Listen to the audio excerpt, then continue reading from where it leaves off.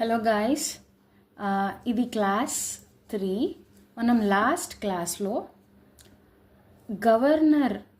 Governor అనే వాడికి governor of a స్టేట్కి మన state council of ministers headed by CM advice ఇచ్చినప్పుడు ఆ అడ్వైజెస్ అనేటివి బైండింగా కాదా, బైండింగ్ కాకపోతే మరి గవర్నర్కి డిస్క్రిషన్ ఉంది అని అంటాం.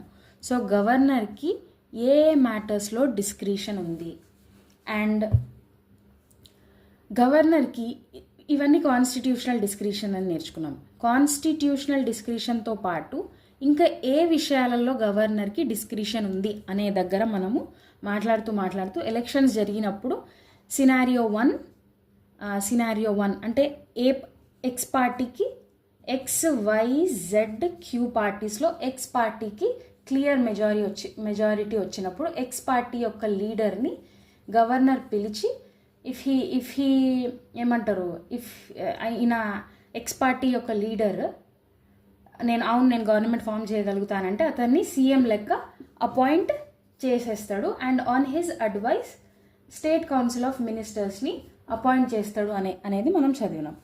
ఇంకొక కేసు ఏంటి, ఇది కేస్ 1.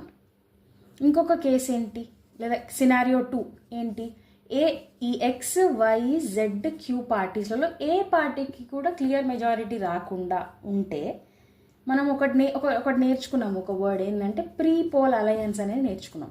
అంటే ఎలక్షన్స్కి ముందే XYZ మధ్యలో ఒక అలయన్స్ జరిగింది.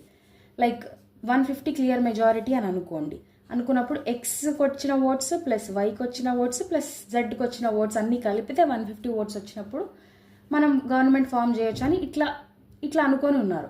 సో ఇప్పుడు ఎలక్షన్స్ జరిగాయి. సినారియో 2లోనే మాట్లాడుతున్నా. ఎలక్షన్స్ జరిగాయి. ప్రీపోల్ అలయన్స్ ఏదైతే ముందే ఫామ్ అయి ఉందో దానికి క్లియర్ మెజారిటీ వచ్చినప్పుడు ఆ ప్రీపోల్ అలయన్స్ యొక్క లీడర్ని గవర్నర్ పిలిచి నువ్వు గవర్నమెంట్ ఫామ్ చేయగలుగుతావా లేదా అని అడిగినప్పుడు ఆ లీడర్ అనేవాడు, ఈ ప్రీపోల్ అలయన్స్ యొక్క లీడర్ అనేవాడు